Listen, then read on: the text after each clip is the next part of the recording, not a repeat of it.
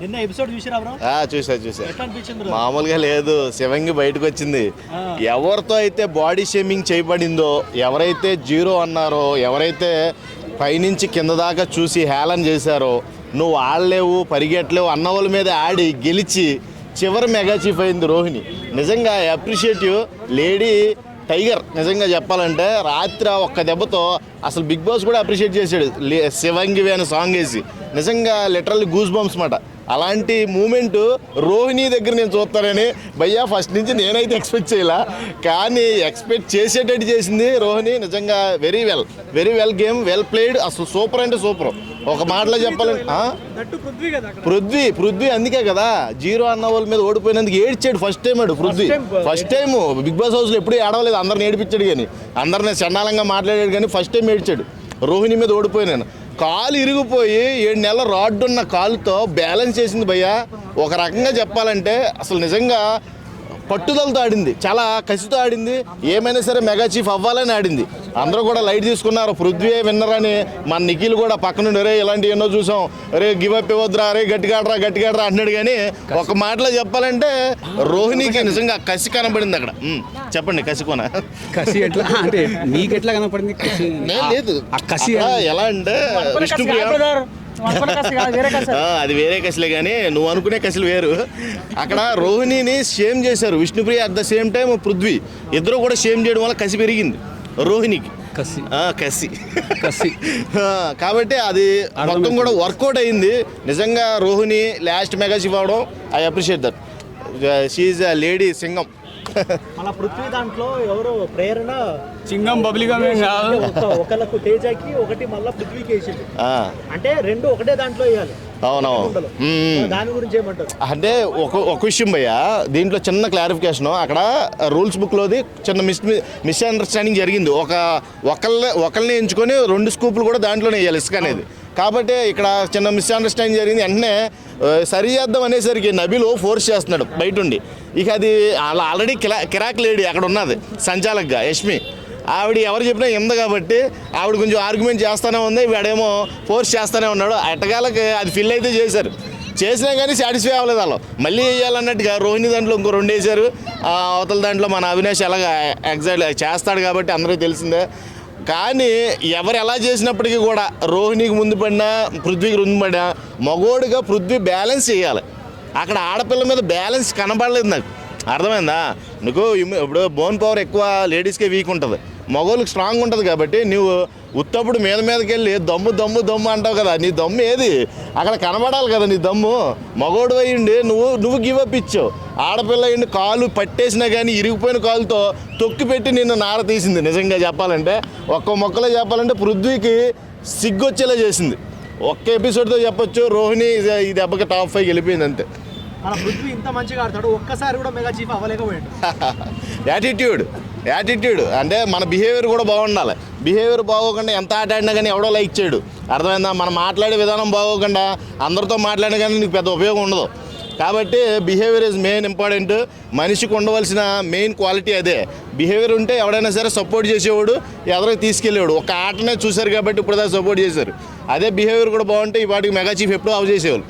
అది one of the reason. ఇంకోటి ఏంటంటే నిఖిల్ మెగా చీఫ్ అవడానికి అయితే వచ్చే ప్రమాదాలను ముందుగానే పసిగట్టారు హౌస్మేట్స్. వీళ్ళు పసిగట్టి మనోడిని సైడ్ చేస్తున్నారు. ప్రతి దాంట్లోనూ చూసుకుంటే వీడు మెగా చీఫ్ అయితే మనందరం డేంజర్లో ఉంటాం, వీడు సేఫ్ జోన్లో ఉంటాడు అన్నట్టుగానే అందరూ కూడా బయాస్డ్గానే నిఖిల్కి ఉన్నారు. ఫస్ట్ నుంచి ఇప్పటికీ ఉంటున్నారు కూడా. సో ఏదేమైనప్పటికీ ఫైనల్గా రేసులో దూసుకుపోయేది నిఖిల్ తర్వాత గౌతమ్ నబీల్ కూడా దూసుకెళ్తున్నారు. ఎవరికి వెళ్తుంది అనేది భయ్యా ఒక వారం డిసైడ్ చేద్ది. ఆ ఒక్క వారం కోసం అందరం వెయిట్ చేద్దాం. అక్కడ జరిగే ట్విస్టులు టర్న్స్ ఏమన్నా ఉంటాయేమో చూడాలి. అలా మొన్న పృథ్వీ గౌతమ్ది మధ్య గొడవ మీకు ఎట్లా అనిపించింది? మళ్ళీ ఎందుకంటే పృథ్వీ మీదికి వెళ్ళిపోయి పృథ్వీ గౌతమ్కి అదే ఇప్పుడు షార్ట్ టెంపర్ గౌతమ్కి, మనోడికేమో హీటెడ్ ఆర్గ్యుమెంట్ చేయడం బాగా అంటే మూర్ఖుడు. ఒక రకంగా చెప్పాలంటే మూర్ఖుడితో గొడవ, సైకోతో గొడవ అంటే మామూలుగా ఉండదన్నమాట. అంటే ఇప్పుడు ఎవరైనా సరే తగ్గిపోతారో అన్నట్టుగా నువ్వు మీదకి వెళ్తున్నావా, లేకపోతే తగ్గడం అన్న కొడుతూ నువ్వు పోరాడుతున్నావా? అదే నాకు అక్కడ కావాల్సింది. ఇప్పుడు అందరినీ బెదిరించినట్టు గౌతమ్ని బెదిరించాలంటే చాలా అంత సింపుల్ కాదు. అందరినీ బెదిరించేసి నువ్వు టేస్టీ తేజ్ అని కూడా నీకు దమ్ము లేదురా అందుకే నేను ముందుకు వస్తున్నాను అన్నట్టు ఆ రోజు బెదిరించాడు. కానీ ఈసారి నిన్ను ఎదుర్కొనేవాడు మగవాడు కాబట్టి ఆ మగవాడితో కొంచెం టఫ్ కాంపిటీషన్ ఉంటుంది నీకు. ఒక రకంగా చూస్తే గౌతమ్ది అంటే అక్కడ నామినేషన్స్ పాయింట్లకు దెబ్బలాడుకున్నారు. అదంతా అంత మ్యాటర్ లేదు అక్కడ. ఆల్రెడీ మెజారిటీ ఆఫ్ పీపుల్స్ రోహిణిని ఎంచుకున్నారో గివ్ అప్ అయిపోయింది కూడా. అది తట్టుకోలేక మనోడు గొడవకి వెళ్ళినట్టు గౌతమ్ మీద అనిపించింది. ఖచ్చితంగా రాత్రి దెబ్బతోనే మొత్తం ఆటోనే జీవితం మార్చేసింది. మన విశ్వక్సేన్ ఆటో తీసుకొచ్చి అందరికి గొడవ పెట్టాడు. ఆ గొడవలో విన్ అయింది రోహిణి ఆఖరికి. వాళ్ళిద్దరూ రొమాంటిక్ చేసుకున్నట్టు అనిపించింది నాకు. ఆటోలో రాసలేళ్ళు వేసుకోండి తమ్ముళ్ళు. అక్కడ యష్మి శబ్దం చేసిందన్నమాట. అందరూ దిగిపోయిన తర్వాత వీళ్ళిద్దరే ఉన్నారు ఆటోలో. మీరు కూడా మమ్మల్ని ఎలా అయితే కసిగా దింపారో ఆటాడి అలాగే దింపండి అంటే వీడు ఎలా పట్టుకున్నాడు హక్ చేసుకొని. అంటే నాకు అక్కడ ఏదో వేరే యాంగిల్ కనబడింది నాకు. కాబట్టి అదే మీరు అనుకునేదే. కాకపోతే అక్కడ నిజంగా సీరియస్నెస్గా ఒక మాటలో చెప్పాలంటే నిఖిల్కి కొన్ని షాకులు తగిలినాయి ఆటో గేమ్లో. అది ఎక్స్పెషల్లీ ఈ విష్ణుప్రియ రోహిణిని గెలుక్కోవడం. రోహిణి డైరెక్ట్గా చెప్పేయడం, ముందు నిఖిల్ని ట్రై చేసావు వాడు పడలేదని వచ్చి పృథ్వీని ట్రై చేసావు, నీది ఒక క్యారెక్టర్ గురించి నువ్వు మాట్లాడక నాతో అంజుడు.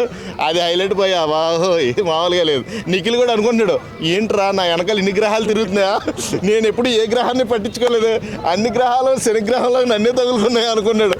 అది వాటికి బాగుంది నిజంగా. అది ఎక్స్ప్రెషన్ బాగుంది. ఏంటి నాకు ఏం జరుగుతుంది బిగ్ బాస్ ఇక్కడ అన్నట్టు. అది ఈ వీక్లో ఖచ్చితంగా డేంజర్ జోన్లో పృథ్వీ ఉంటాడు. One of the heated moment జరిగినాయి గౌతమ్తో. అలాగే ఎక్స్పెషల్లీ రాత్రి ఏడుస్తుంటే కూడా కొంచెం జాలి అనిపించింది. ఇప్పుడు దాకా ఎదురులేని మనగాళ్ళలాగా ఉన్నాడు సింహంలాగా. కానీ గేమ్స్ వైజ్ నేను చెప్తున్నా, మాటల వైజ్ అయితే ఎప్పుడు కూడా మాడు సింహంలా లేడు, ఎప్పుడూ గుంట నక్కలాగానే ఉన్నాడు. కాబట్టి రాత్రి రోహిణి గెలవడం కంటే ఈడు ఏడవడం నాకు అంత పెద్దగా కనిపించలేదు. రోహిణి గెలవడమే గొప్ప అనిపించింది నాకు నిజంగా. అలాంటి ఉమెన్ అంటే ఫిజికల్గా స్ట్రెంత్ లేని ఉమెన్, నువ్వు జీరో అన్న ఉమెన్ ఒక్కసారిగా నిలబడి చూపిస్తే నీ కళ్ళంట ఆటోమేటిక్గా నీళ్ళు కారిని అంటే దాన్ని బట్టి అర్థం చేసుకోవచ్చు రోహిణి రేంజ్ ఏంటో. ఒక్క దెబ్బతో రాత్రి నిజంగా బాగా అప్రిషియేట్ చేశాను నేనైతే. లేడీ శివంగి నిజంగా. టాప్ 5లో ఇంకా డిసైడ్ అవ్వలేదు కానీ నిఖిల్, నబిల్, పృథ్వీ అయితే ఖచ్చితంగా ఉంటారో. పృథ్వీ కాదు సారీ గౌతమ్ అయితే ఖచ్చితంగా ఉంటారో. వీళ్ళ ముగ్గురు అయితే మన adding last mega chief Rohini and choice of housemates. Prerana ఉంటుంది. యాటిట్యూడ్ కూడా కొంచెం చేంజ్ అవుతూ వచ్చింది. నేను చూసా అలా ఫస్ట్ యానివర్సరీ అన్నది చిన్న కేక్ తెచ్చి సర్ప్రైజ్ చేశారు. వామో కిందకి దిగి వెయిట్ చేస్తూనే ఉంది. అలాగా కొద్దిగా రోహిణికి ఏంటంటే పార్షియాలిటీ ఎక్కువ, ఈగో ఎక్కువ. పార్షియల్గా అందరిని కూడా కొంచెం హీనంగా చూస్తుంది, హీనంగా మాట్లాడుద్ది. అదొక్కటే కానీ గేమ్ వైజ్గా ప్రేరణ ఈజ్ గుడ్ గేమర్. లేదు పృథ్వీ టోటల్లీ డిఫరెంట్. ప్రేరణదేమో స్వార్థం, పృథ్వీదేమో మెంటల్. అర్థమైందా? మెంటల్కే స్వార్థానికి చాలా తేడా ఉంది. వీడికి మెంటల్ వచ్చిందంటే అలా దూసుకుంటా పోతాడు, స్ట్రైట్ ఫార్వర్డ్. నీకు పక్కన కూడా ఎవరి గురించి మాట్లాడు పృథ్వీ. అందుకే ఇన్నాళ్ళు సేవ్ అవుతూ వచ్చాడు. లేకపోతే అసలు ఎప్పుడూ వెళ్ళిపోవాలి, 3rd వీక్ 4th వీకే వెళ్ళిపోవాలి. అలాంటి వాడు ఇప్పుడు దాకా వచ్చాడంటే మెంటల్లీ స్ట్రాంగ్. పక్కన వాళ్ళ దగ్గర వేరే వాళ్ళ గురించి బ్యాడ్గా మాట్లాడు అసలు నేను ఎప్పుడు చూడలేదు. నిఖిల్ అంటే కొంచెం డౌటే. గౌతమ్ రేస్ గుర్రంలా దూసుకెళ్తున్నాడు కాబట్టి ఈ రేస్ గుర్రాన్ని ఆపాలి. కళ్ళిమేసి ఆపగలడా లేకపోతే కళ్యాణ్కి చిక్కుపోయి దొల్లుకుంటూ పోతాడో చూడాలి. నబీల్ అంటే వన్ ఆఫ్ ద పాయింట్ చెప్తాను భయ్య. నేను జరిగిన ఎపిసోడ్ మొత్తంలో నబీలు ఎక్కడా కూడా ఇక్కడ రోహిణిని కానీ టేస్టీ తేజని కానీ సపోర్ట్ చేయడం నేను చూడాల. యాజ్ ఏ ఓజీ క్లాన్గా మనవాడినే సపోర్ట్ చేశాడు పృథ్వీ అవ్వాలన్నట్టుగా. కాబట్టి అక్కడ కొంచెం ఓట్ బ్యాంకింగ్ అనేది కొంచెం డిఫరెన్షియేషన్ వస్తుంది నబీల్కి. అదొక పాయింట్ను. ఇంకోటి ఏంటంటే నబీల్కి అంత లేదు, అంటే రేస్లో సెకండ్ ప్లేస్కి వెళ్ళేంత లేదు అనిపిస్తుంది. ఇప్పుడు మొత్తం చూస్తే నిజంగా నబీల్ గుడ్ గేమర్ కానీ సెకండ్ ప్లేస్కి వెళ్ళేంత లేదు అనిపిస్తుంది వీళ్ళిద్దరితో పోలితే. వీళ్ళిద్దరు ఎవరైనా తప్పులు చేసి దొరికేయాలి, అప్పుడు నబీల్ దొరికేస్తాడు అంతే. దస్